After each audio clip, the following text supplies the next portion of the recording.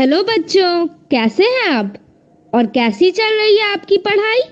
ये तो बहुत अच्छी बात है कि हम लोग प्रतिदिन सुबह 9 बजे से 10 बजे अपनी कॉपी और कलम के साथ मेरा दूरदर्शन मेरा विद्यालय कार्यक्रम देखने के लिए तैयार रहते हैं, जहां क्लास 6 से 8 की पढ़ाई होती है और साथ साथ कुछ अन्य रोचक जानकारियां भी हमें मिलती हैं। कार्यक्रम में बताई जा रही इम्पोर्टेंट पॉइंट्स को हम नोट भी करते हैं ताकि बाद में उनका रिवीजन कर सकें। और हाँ बच्चों, एक बात और, हम लोग जो भी चीज़ें मेरा दूरदर्शन मेरा विद्यालय कार्यक्रम में सीखते हैं उसका अध्ययन अपनी किताब में ज़रूर करें। इससे उन चैप्टर्स को हम पूरी तरह समझ पाएंगे। आज हम लोग सबसे पहले सुनेंगे बापू की पाती, जिसमें हम महात्मा गांधी के जीवन प्रसंग से संबंधित बातों से सीख लेते हैं। उसके बाद पढ़ाई करेंगे विज्ञान विषय की, जिसमें सबसे पहले क्लास 6 में समझेंगे हमारे चारों ओर के परिवर्तन के बारे में। फिर क्लास 7 में अम्ल, क्षारक और लवण भाग 2 एवं 3 का अध्ययन करेंगे। उसके बाद हम तारा के साथ रहेंगे तैयार कोरोना से बचाव के बारे में जानने के लिए। फिर हम शामिल होंगे क्लास 8 में और दहन और ज्वाला भाग 3 चैप्टर का अध्ययन करेंगे। और सबसे अंत में जानेंगे कि इंस्पायर अवार्ड क्या है और इसमें कैसे भाग लिया जाता है। तो चलिए शुरू करते हैं आज की विज्ञान की क्लास मेरा दूरदर्शन मेरा विद्यालय के साथ। बापू की कहानी, जिसमें हम बात करेंगे महात्मा गांधी के जीवन के बारे में। पिछली बार हमने ये जाना कि दक्षिण अफ्रीका में प्रिटोरिया नामक जगह पर जाते वक्त गोरे लोगों ने यानी कि अंग्रेजों ने ट्रेन में अव्वल दर्जे में बापू को सफर नहीं करने दिया। उनको तो घोड़ा गाड़ी के अंदर भी नहीं बैठने दिया। बापू ने होटल में भी पीछे जाकर के खाना खाया था। बापू यह सब काले गोरे का भेद एक अन्याय की तरह मानते थे। प्रिटोरिया में मोहनदास का परिचय जाने माने हिंदुस्तानी व्यापारियों से होने लगा था।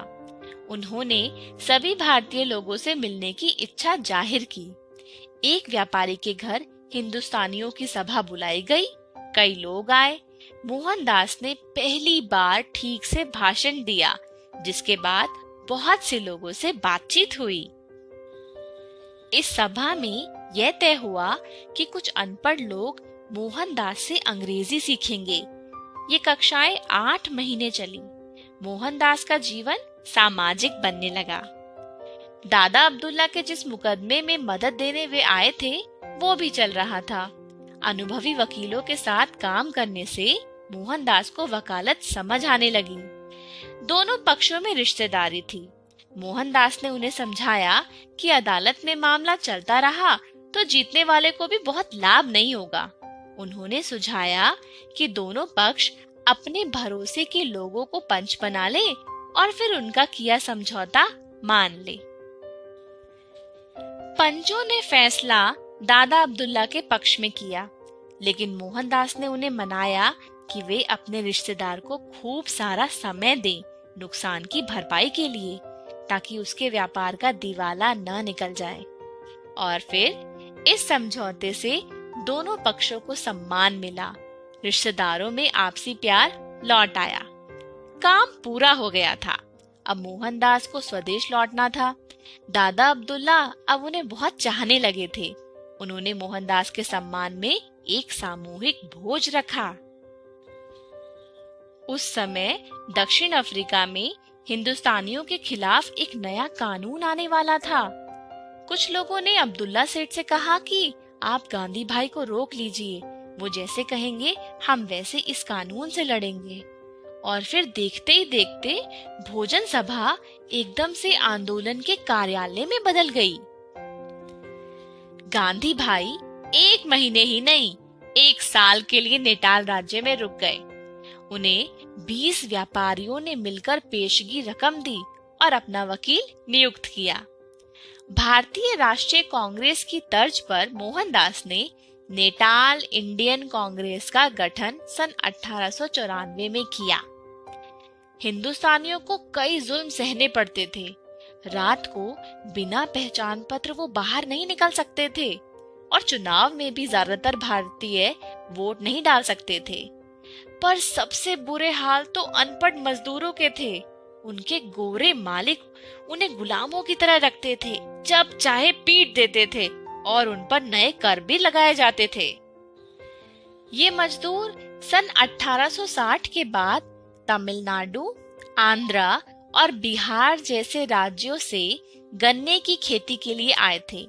इनसे अग्रीमेंट यानी इकरारनामा होता था, इसीलिए ये गिरमिटिया कहलाने लगे। गांधी भाई का नाम सुनकर बाला सुंदरम नाम का एक मजदूर मोहनदास से मदद मांगने के लिए आ गया। उसके गोरे मालिक ने उसे बुरी तरह पीट दिया था और उसके 2 दांत तोड़ दिए थे। उसका इलाज कराकर मोहनदास उसे एक मजिस्ट्रेट के पास ले गए। उसकी मुक्ति हुई। गांधी भाई गिरमिटिया मजदूरों के नेता हो गए। अब मोहनदास की कांग्रेस के साथ तरह तरह के हिंदुस्तानी आ गए थे। अमीर और गरीब, हर धर्म के लोग, मुस्लिम, पारसी, हिंदू, ईसाई और तरह तरह की जुबानें, गुजराती, तमिल, भोजपुरी, तेलुगु, उर्दू और अंग्रेजी भी। क्योंकि अब मोहनदास की दोस्ती कुछ गोरों के साथ भी होने लगी थी। उनका सौम्य और संकोची व्यवहार लोगों का मन जीत लेता था। आज के लिए इतना ही। अगली बार हम देखेंगे कि गांधी जी ने दक्षिण अफ्रीका में अन्याय के खिलाफ और कौन-कौन से काम किए।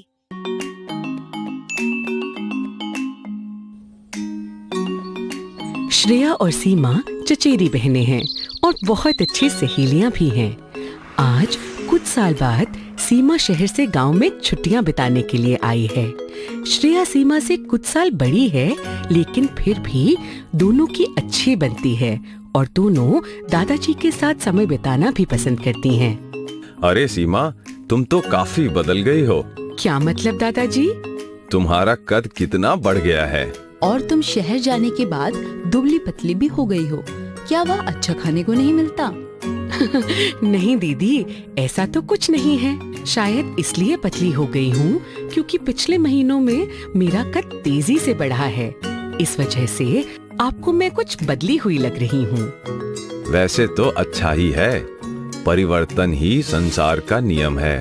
हाँ दादाजी, मैंने अपनी विज्ञान की पुस्तक में भी परिवर्तनों के बारे में पढ़ा है। अच्छा, जरा मुझे भी तो समझाओ कि क्या पढ़ा है तुमने? दीदी, हमारे चारों ओर कितने सारे परिवर्तन लगातार होते रहते हैं। जैसे दिन से रात होना और रात का फिर से दिन में बदल जाना। कभी धूप निकलती है, कभी छांव होती है, तो कभी बारिश। हर साल नई घास आती है, बड़ी होती है और फिर सूख जाती है।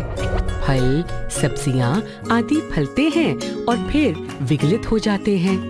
दूध से दही बन जाता है, पानी वाष्पीकृत हो जाता है, कपड़े सूख जाते हैं। हर तरफ परिवर्तन होता ही रहता है। बहुत खूब बाबा, सीमा बड़ी भी हो गई है और समझदार भी। श्रेया, मुझे पता है तुम मेरी बातों में और भी जानकारी जोड़ सकती हो। बताओ ना। ये विषय बड़ा ही दिलचस्प है। मौसम का बदलना, दिन रात आदि ये सारे प्राकृतिक परिवर्तन हैं। पर इंसान भी बहुत से परिवर्तनों का कारण बनते हैं। जैसे हम गेहूं पीस के आटा बनाते हैं और फिर उस आटे से ब्रेड, रोटी, बिस्कुट और ना जाने क्या क्या बनाते हैं। ये भी तो परिवर्तन ही हुए। अच्छा सीमा, अब ये बताओ, क्या हर परिवर्तन एक ही प्रकार का होता है? नहीं दादाजी, परिवर्तनों को समझने के लिए हम उन्हें वर्गीकृत कर सकते हैं। प्राकृतिक परिवर्तन और मानव द्वारा किए गए परिवर्तन। इसके अलावा हम 2 मुख्य प्रकार के परिवर्तनों पर चर्चा कर सकते हैं।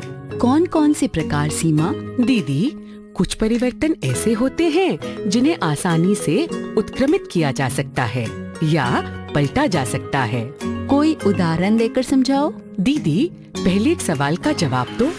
अगर मैं पानी उबाल कर उसे ढक दूं, तो क्या होगा? पहले पानी गर्म होकर भाप में बदल जाएगा, फिर भाप ढक्कन से टकराकर ठंडी होकर पानी में बदल जाएगी। इसका मतलब पानी गर्म करने पर भाप बन जाता है और भाप ठंडी होते ही वापस पानी बन जाती है। इसलिए पानी का भाप बनना एक ऐसे परिवर्तन का उदाहरण है जो उत्क्रमित हो सकता है। देखो, मैं इस चादर की तह बना सकती हूँ, फिर इसे बिछा भी सकती हूँ और फिर दोबारा तह बना सकती हूँ। तो ये भी उत्क्रमित हो सकने वाला परिवर्तन हुआ। बहुत खूब सीमा। और अगर इस चादर को हम कैंची से काट दे तो यह उत्क्रमित नहीं होगा। इसी प्रकार किसी सब्जी को अगर तल दे तो वो भी वापस पहले जैसी नहीं हो सकती। और तुम जो लंबी हो गई हो, यह भी उत्क्रमित ना हो सकने वाला परिवर्तन हुआ। पर तुम वापस मोटी हो सकती हो और फिर से पतली भी हो सकती हो, तो ये उत्क्रमित हो सकने वाला परिवर्तन हुआ। आप बिल्कुल ठीक कह रहे हैं दादाजी। कई बार हम परिवर्तन करने के लिए कई चीजों का मिश्रण भी करते हैं। जैसे हम पीला और नीला रंग मिलाकर हरा रंग बना लेते हैं, या फिर तांबे और टिन को मिलाकर कांसे जैसी मिश्र धातु बना लेते हैं। बहुत खूब। तुम दोनों को परिवर्तन की अच्छी समझ है। चलो, अब जो ये वीडियो देख रहे हैं उनके साथ मिलकर एक खेल खेलते हैं। मैं कुछ परिवर्तन के नाम बोलूंगा और आपको बताना है कि क्या ये परिवर्तन उत्क्रमित किए जा सकते हैं या नहीं। कच्चे अंडे से उबला हुआ अंडा।